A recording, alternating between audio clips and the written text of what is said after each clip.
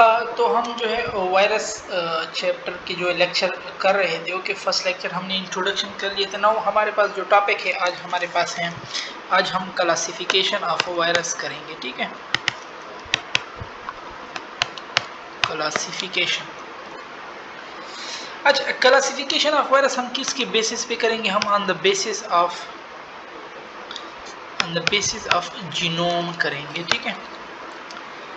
अच्छा, on the basis of genome हम इनको 7 ग्रुप्स में डिवाइड करते हैं, ठीक है। फर्स्ट जो ग्रुप है हमारे पास, वो हमारे पास आ जाता है डबल स्ट्रैंडेड डीएनए का। अब डबल स्ट्रैंडेड डीएनए हमारे पास इन्वेलप्ड वायरस भी हो सकते हैं, नॉन इन्वेलप्ड, ये याद करने की चीज़ है, ठीक है। डबल स्ट्रैंडेड डीएनए में हमारे पास आ जाता है स्मॉल पॉक्स, ठीक है। हमारे पास आ जाता है चिकन पॉक्स वाले, ठीक है। हमारे पास फिर आ जाता है हर्प्स वाला, हर्प्स में 1B और 2B, और एक हमारे पास आ जाता है एडिनो। स्मॉल पॉक्स भी डबल स्ट्रैंडेड डीएनए है, चिकन पॉक्स भी double, herpes simplex 1B double stranded DNA, 2B double stranded DNA, और एडिनो वायरस भी हमारे पास डबल स्ट्रैंडेड डीएनए है बट नॉन इन्वेलप्ड है, ठीक है। बाकी स्मॉल पॉक्स, चिकन पॉक्स और हर्प्स जो है ना, ये हमारे पास इन्वेलप्ड में आते हैं। सेकेंड ग्रुप में हमारे पास आ जाएंगे सिंगल स्ट्रैंडेड डीएनए, ठीक है। सिंगल स्ट्रैंडेड डीएनए में हमारे पास पैरोवायरसेस आ जाते हैं, जैसे हमारे पास माइल्ड रैश हो गया, ठीक है। फिर हमारे पास ग्रुप 3 में, ये हमारे पास सेकंड था, ठीक है। थर्ड ग्रुप में हमारे पास आ जाते हैं डबल स्ट्रैंडेड आरएनए वाले वायरस। डबल स्ट्रैंडेड आरएनए में हमारे पास रियो वायरस हो गए, यानी रोटा वायरस, ये हमारे पास डायरिया काज करता है, ठीक है। और रोटा वायरस जो है ना, ये हमारे पास नॉन इन्वेलप्ड वायरस है, ठीक है। कितने नॉन इन्वेलप्ड हमने पढ़ लिए? एक एडिनो वायरस नॉन इन्वेलप्ड था, एक रोटा वायरस हमारे पास नॉन इन्वेलप्ड है। फोर्थ ग्रुप में अब आ जाएगा सिंगल स्ट्रैंडेड आरएनए हमारे पास। सिंगल स्ट्रैंडेड आरएनए में हमारे पास कौन कौन से आ जाते हैं? हेपेटाइटिस ए वायरस, ठीक है, पिकोरना वायरस हमारे पास, hepatitis C virus, rubella virus, ठीक है। ये हमारे पास सिंगल स्ट्रैंडेड आरएनए में आ जाते हैं। हेपेटाइटिस ए वायरस और पिकोरना, ये हमारे पास नॉन इन्वेलप्ड में आ जाते हैं, ठीक है। पहला नॉन इन्वेलप्ड एडिनो था, फिर नॉन इन्वेलप्ड हमारे पास रोटा वायरस हो गया, और जो फिर इसके बाद आ गया हेपेटाइटिस ए और पिकोरना वायरस हमारे पास नॉन इन्वेलप्ड है, ठीक है। बाकी जो बचेंगे वो फिर enveloped, HCV enveloped, rubella virus हमारे पास इन्वेलप्ड है।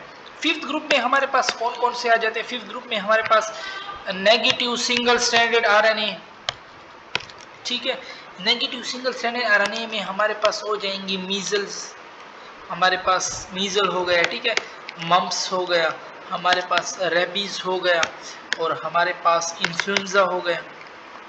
ये हमारे पास नेगेटिव आरएनए का मतलब है, यानी जो डायरेक्ट मैसेंजर आरएनए से प्रोटीन ना बनाए, ठीक है। पहले आरएनए से कन्वर्ट हो मैसेंजर आरएनए में, उसके बाद ये मेरे पास प्रोटीन बने, इट्स मीन नेगेटिव। और जो मैसेंजर आरएनए से डायरेक्ट प्रोटीन बनाए उसको फिर हम क्या कहते हैं? पॉजिटिव, ठीक है। अब हमारे पास मीजल हो गया, इसमें मम्प्स, वेबीज और इन्फ्लुएंजा, ये हमारे पास नेगेटिव सिंगल स्ट्रैंड, और ये सारे हमारे पास क्या है? इन्वेलप्ड है। नॉन इन्वेलप्ड में मैं फिर याद करवा देता हूँ, एडिनो पहले पढ़ा हमने, फिर रोटा वायरस पढ़ा हमने, फिर उसके बाद हमने हेपेटाइटिस ए और पिकोरना वायरस पढ़ा। सिक्स ग्रुप में हमारे पास आ जाते हैं HIV वाले, ठीक है। HIV भी हमारे पास ये रेट्रो वायरस जो है, ठीक है, वो भी नेगेटिव सिंगल स्ट्रैंडेड आरएनए है हमारे पास, ठीक है। वो भी हमारे पास नहीं, बट दैट इज HIV है वो हमारे पास, और ठीक है, इन्वेलप्ड वायरस है हमारे पास, बट ये हमारे पास कैंसर काजिंग वायरस है, ठीक है। आनको वायरस है, आनको वायरस हमारे पास कैंसर काजिंग वायरस होते हैं, ठीक है। एंड लास्ट वन हमारे पास, इसको हम अलग ग्रुप लेते हैं, 7 जो है लास्ट वन, ये भी हमारे पास डबल स्ट्रैंडेड डीएनए है, ठीक है, बट इट्स अ बैक्टीरियोफेज हमारे पास। बैक्टीरियोफेज हमारे पास क्या है? नॉन इन्वेलप्ड में आता है, ठीक है। डबल स्ट्रैंडेड डीएनए में हमारे पास हेपेटाइटिस बी वायरस भी आ जाते हैं, ठीक है। बैक्टीरियोफेज भी हमारे पास डबल स्ट्रैंडेड डीएनए में आता है, वो नॉन इन्वेलप्ड है। बट हेपेटाइटिस जो इसका मेन जो है ना, इसकी आंको वायरस के लिए हमने अलग करा, जैसे HIV के लिए हमने अलग बनाया। अब मेन इसमें आंको वायरस कौन सा है? हेपेटाइटिस। बैक्टीरियोफेज को आप यानी इस क्लास में याद ना रखें, ठीक है, बट उसका भी अपना मटेरियल है, ठीक है। हेपेटाइटिस बी वायरस जो है ना, वो इसको हमने 7th क्लास में रखा हुआ है। ये हमारे पास इन्वेलप्ड है, ठीक है, जैसे HIV इन्वेलप्ड था। और ये भी हमारे पास आंको वायरस है, कैंसर कॉजिंग वायरस है, ठीक है। अच्छा, इसके बाद हम क्लासिफिकेशन करते हैं अब on the basis of genome किया था, now on the basis of shape and structure, ठीक है। शेप में हमारे पास रॉड शेप हो गए, हमारे पास रॉड शेप की एग्जांपल में हमारे पास टोबैको मोज़ेक वायरस आ जाते हैं, TMV। टोबैको मोज़ेक वायरस हमारे पास RNA वायरस है, ठीक है। अच्छा, पॉलीहेड्रल में एडिनो आ जाता है। एडिनो अभी हमने कहा कौन सा था? DNA वायरस था, कोल्ड वायरस। इसके बाद हमारे पास आ जाते हैं, थर्ड हमारे पास इन्वेलप्ड वायरस आ जाते हैं, ठीक है।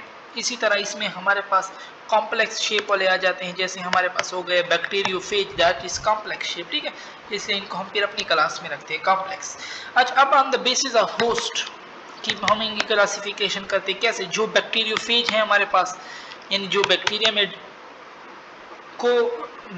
में डिजीज काज करे, ठीक है, हमारे पास प्लांट वायरस हो जाएगा। प्लांट वायरस हमारे पास ऑलमोस्ट 2000 डिजीज प्लांट वायरस की डिस्कवर हो चुकी है, ठीक है, कि दे आर। और मोस्टली जो है ना हमारे पास प्लांट वायरसेस, वो हमारे पास RNA वायरस होते हैं। मोस्टली प्लांट वायरस RNA, ठीक है। और ज्यादातर ये हमारे पास नेक्ड भी होते हैं, RNA वायरस नेक्ड वायरस होते हैं हमारे पास, ठीक है। और थर्ड हमारे पास हो जाएगा एनिमल वायरसेस। एनिमल वायरस जो एनिमल में डिजीज हमारे पास करे, ठीक है, जैसे सरकोमा, कॉज सरकोमा हमारे पास हो गए, जो हमारे पास कैंसर काज करता है, ठीक है।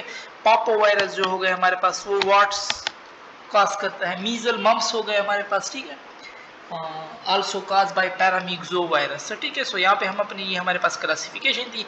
इंशाल्लाह नेक्स्ट लेक्चर में हम फिर स्ट्रक्चर ऑफ वायरस के बारे में बात करेंगे।